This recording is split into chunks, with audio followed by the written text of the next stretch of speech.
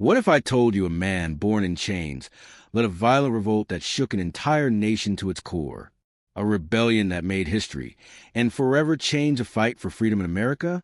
This is not just another chapter in history. This is the story of a man who defied his oppressors, a man who fought with everything he had, believing he'd been chosen by God for one purpose: to end slavery. Cue slow-motion shots of Virginia in the early 1800s. Farms, fields, and the dark reality of slavery. Black and white images of shackled slaves, cotton fields, and angry slave owners begin to emerge, with the sound of marching feet echoing in the background. This is the story of Nat Turner, a man whose name will become synonymous with rebellion, defiance, and an unshakable belief in the power of freedom. Born in 1800, Turner was not just a slave. He was a preacher, a spiritual leader, and a man with visions that would alter the course of history. He saw the suffering of his people and believed it was his divine mission to lead them to freedom.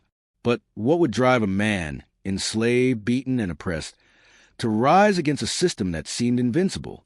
The brutality of slavery, the daily horrors faced by millions, painted a clear picture: pain, loss, and a life without hope.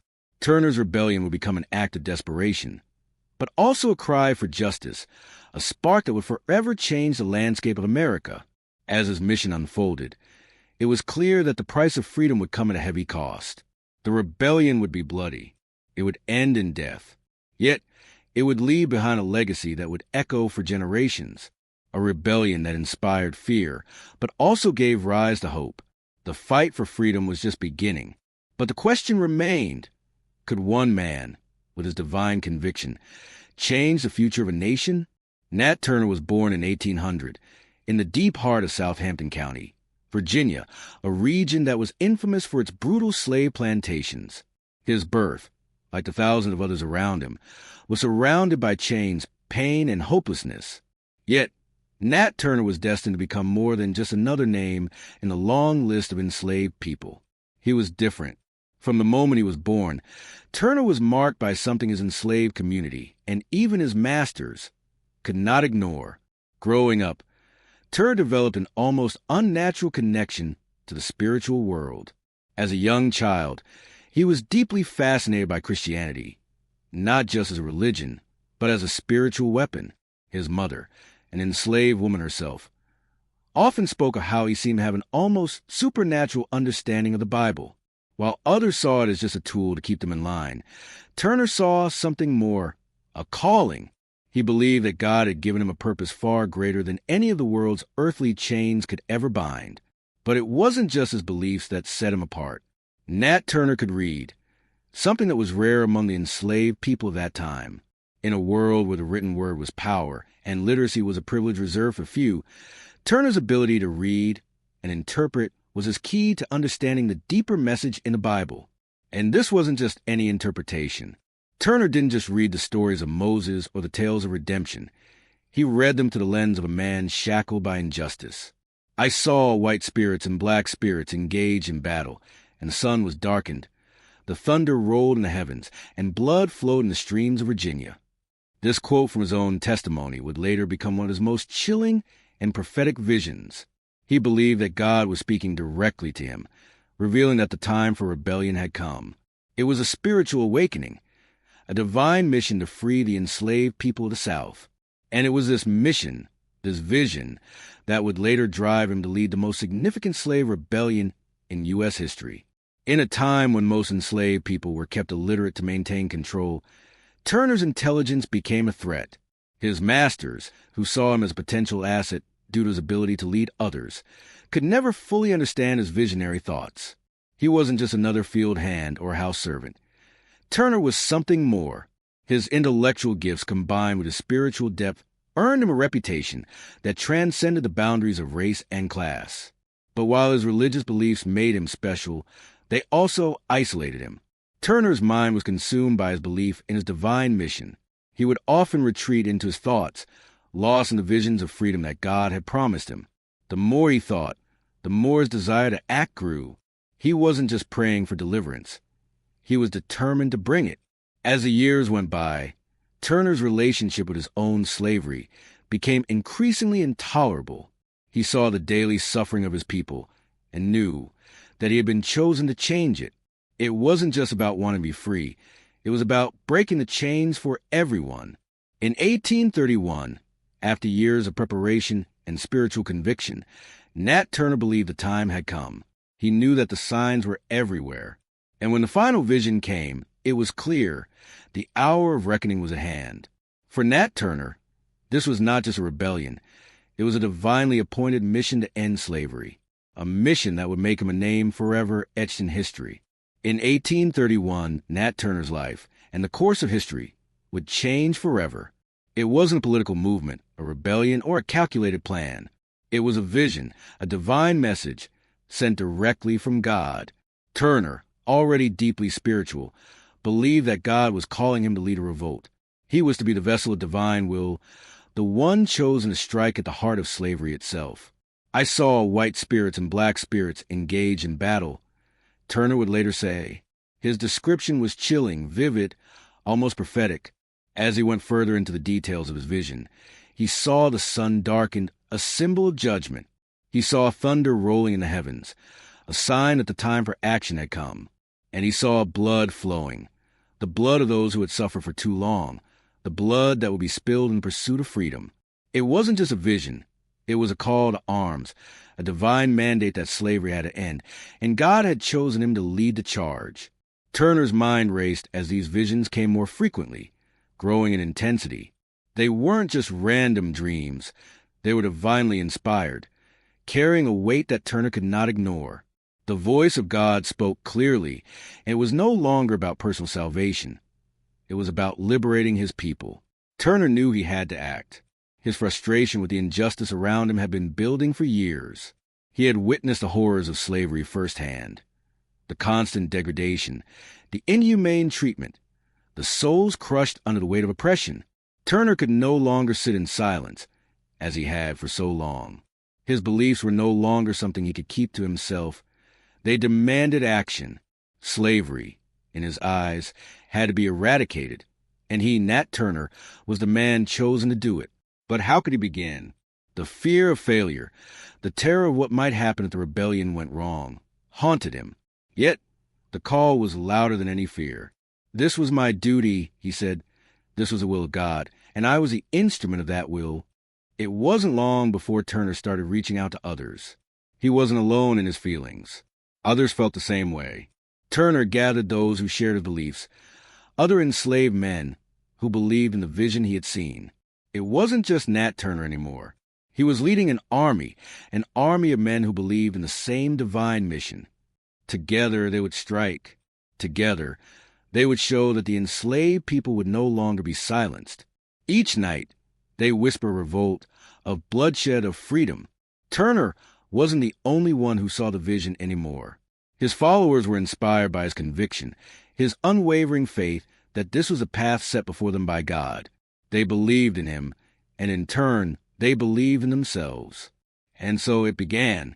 What had once been a solitary mission, led by one man in his divine belief, was now a rising tide of defiance, an unstoppable force that would soon begin its violent march toward freedom. The moment had come. There would be no turning back. The night was silent, the kind of eerie silence that settled over the countryside when the world felt still, but deep down, the land was restless. The trees whispered in the wind, and the stars hung like distant watchers in the sky. But that night, something was different. Something was coming. As the clock struck midnight on August 21st, 1831, the quiet countryside of Southampton County was about to be shattered forever. Nat Turner and his band of followers, a small group of enslaved men, gathered in the shadows of fields. Their hearts pounded with a mixture of fear and exhilaration. Turner, standing tall among them, was not just a leader. He was a prophet, a man driven by the divine visions he had seen. And tonight, those visions would become a reality. In the stillness, they moved like shadows, silent but deadly. The first attack came at the home of Joseph Travis, a relatively well-off plantation owner. The first strike was swift. There was no warning, no mercy. Turner's rebels cut down anyone who stood in their way, slashing with blades and knives, leaving no one alive to tell the tale. Blood soaked the ground as they killed every white man, woman, and child in sight. It wasn't just about killing. It was about sending a message that slavery would no longer be tolerated, a message that freedom had a price, and Turner was determined to make that price steep. The chaos that erupted in the Travis household was unlike anything the small town had ever seen. The family had been enjoying a peaceful evening when the sound of breaking glass, the clash of metal against flesh, and the desperate cries of their own servants filled the air. In a matter of minutes, the Travis family was slaughtered, at least 5 members of the household murdered in the most brutal fashion. The bodies lay strewn across the ground, a grotesque scene of violence that would send waves of terror rippling through the entire county. But Turner and his men were not finished. The bloodshed spread quickly as they moved from plantation to plantation, striking down everyone in their path. No one was spared. The men, women, and children who had benefited from the suffering of others now found themselves at the mercy of those they had once oppressed. For every drop of blood spilled on the ground, Turner's belief in his divine mission grew stronger. The violence escalated as the night went on.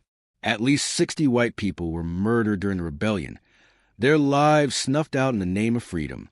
It wasn't just a rebellion, it was a statement. Turner and his followers had declared war, and they weren't stopping until they had what they believed was owed to them: freedom. The confusion among the plantation owners and the surrounding white population was palpable. The first whispers of revolt quickly turned into full-blown panic. Their world had been turned upside down in a matter of hours. Slave owners had always seen themselves as invincible, their grip on power unbreakable. But now, the enslaved were fighting back, and the shock was overwhelming. As Turner and his men moved through the countryside, the once peaceful rural roads now stained with blood. The terror among the white families grew. The violence was unrelenting. There was no escape. Those who tried to flee were either hunted down or left to be slaughtered. The fields, once filled with the hum of daily life, were now the battlegrounds of a war for freedom. This wasn't a small act of violence. This was an uprising, Turner later said, and those words would echo throughout the South for decades. This was not some small band of rebels causing havoc.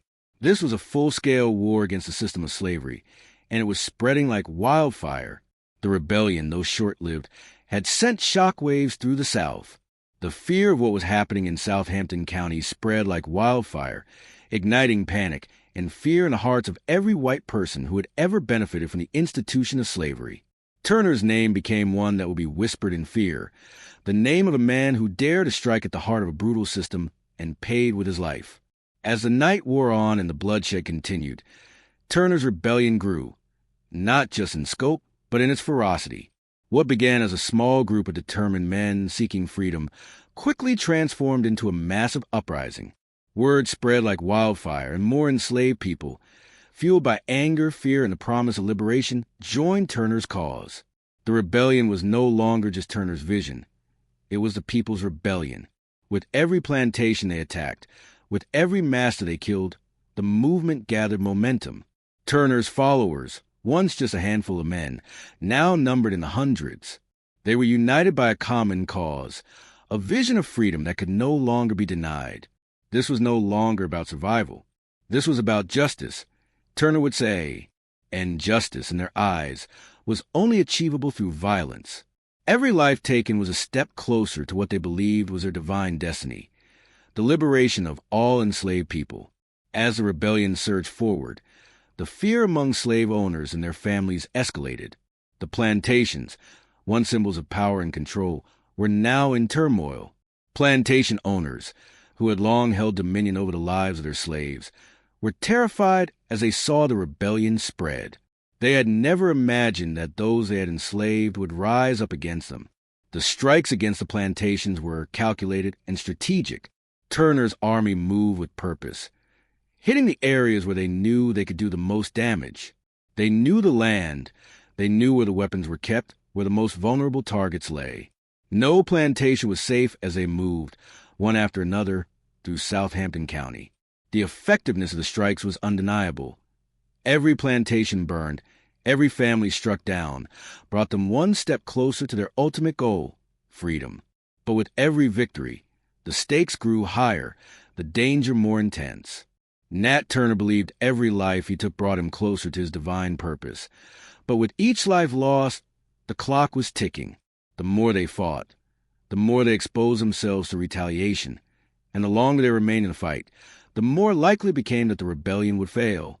The fear of failure haunted Turner, but the vision of victory kept him going. As the rebellion raged on, it became clear that it was harder and harder to control. The local militia, which had been caught off guard, began to regroup. The power that Turner's army had gained from its surprise attacks was beginning to wane. The growing number of rebels, who had once been so united under Turner's mission, now found themselves struggling to stay coordinated. The urgency of the situation mounted, and with every hour that passed, the risk of defeat became more imminent. Turner's men had no choice but to fight harder, faster, and more desperately. The local militia, now fully mobilized, began their retaliation. Armed with guns and artillery, they formed search parties and began tracking down Turner and his followers. The hunts of the rebels were swift and ruthless.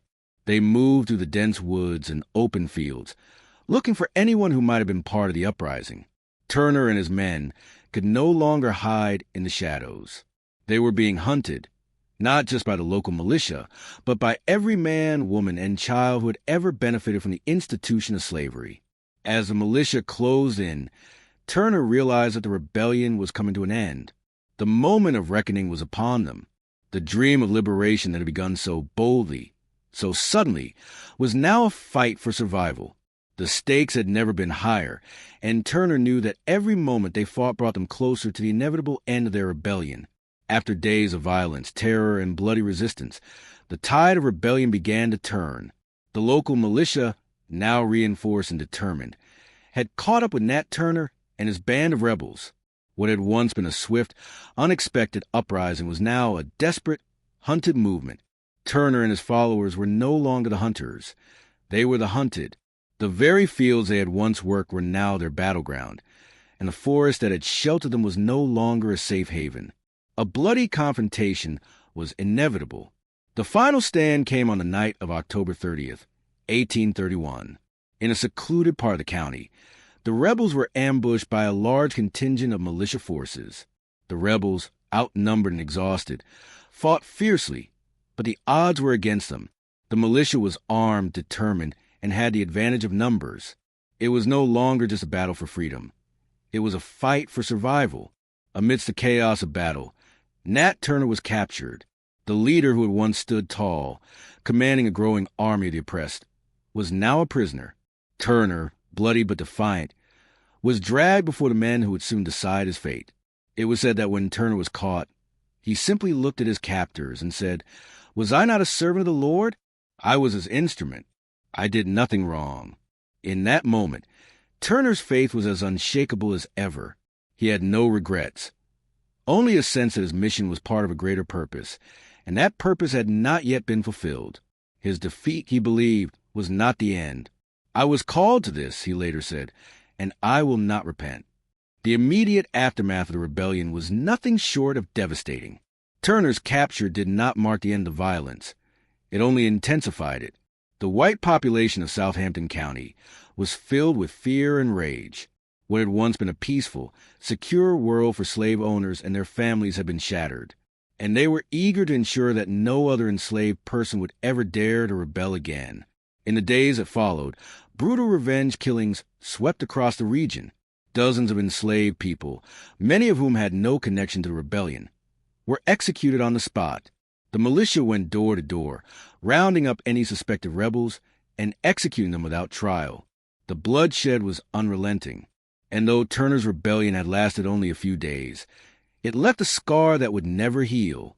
The fear of another uprising lingered, and in the years that followed, even more draconian laws were put in place to tighten control over enslaved people. But the ultimate cost of Turner's defiance was personal. As Turner awaited his trial, his mind never wavered. He knew what would happen to him. The public trial was a formality, a demonstration of the power of the system to crush any attempts at rebellion. His defense was weak.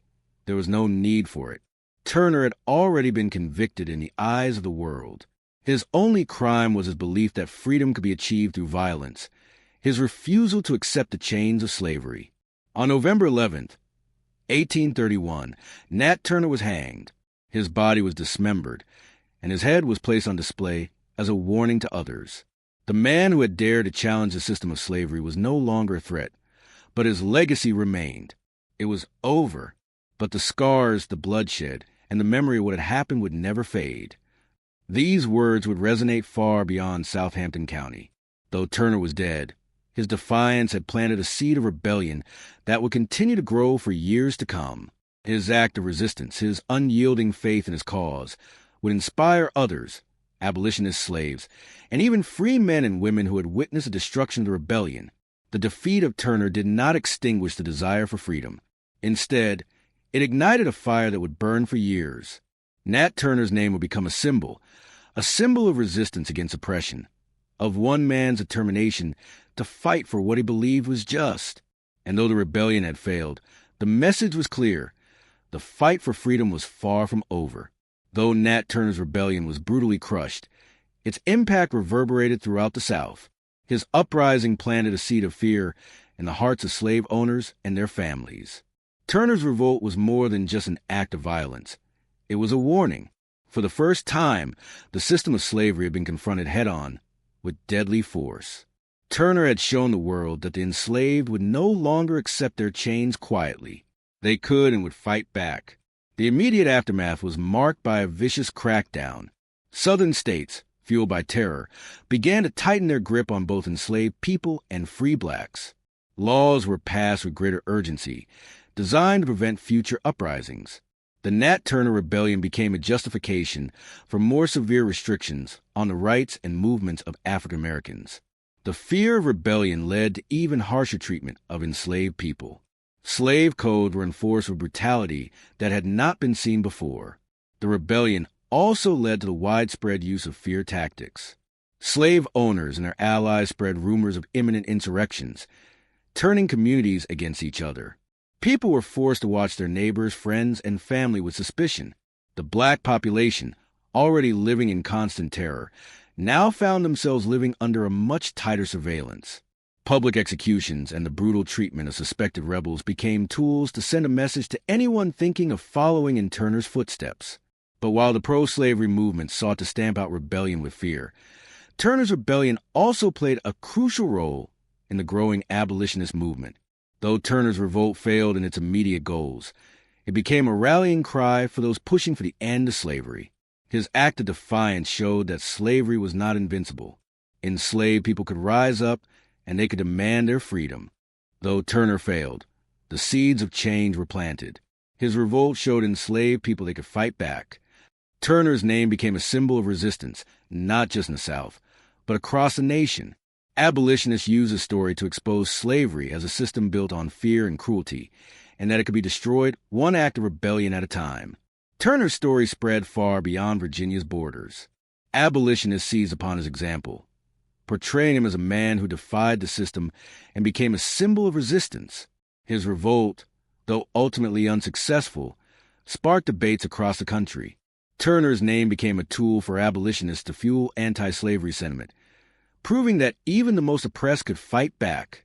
Nat Turner's name became a symbol of resistance, even after his death. His legacy lived on in the minds of those who sought justice for enslaved people. His defiance showed that their fight wasn't just for freedom, but for the right to resist oppression, a message that would inspire future generations. Over time, Nat Turner's story has become both legendary and controversial. The narrative surrounding his rebellion has been shaped by both supporters and detractors. To some, Turner was a hero, a man who fought for justice. To others, he was a villain, a murderer whose rebellion led to innocent deaths. The truth lies somewhere in between. Turner's image was manipulated by both pro-slavery forces and abolitionists. For pro-slavery advocates, he was a dangerous fanatic, a madman bent on destroying the peaceful Southern way of life. Abolitionists, on the other hand, saw him as a martyr, a man who sacrificed himself for the cause of freedom. His rebellion was seen as a righteous act of resistance against an unjust system. But Turner's motivations were complex. His rebellion was not solely driven by divine intervention. It was born from years of personal frustration, spiritual conviction, and deep-seated rage against a system that had kept him and millions like him enslaved. He wasn't merely an instrument of God. He was a man who had felt the weight of slavery's injustices and chose to strike back. The historical revisionism surrounding Turner shapes his legacy today. He was neither just a hero nor a villain, but a man in a world of unimaginable cruelty. His legacy is one of resistance, and even in defeat, his revolt planted the seeds of change. Turner's story reminds us that the fight for freedom often comes with great sacrifice.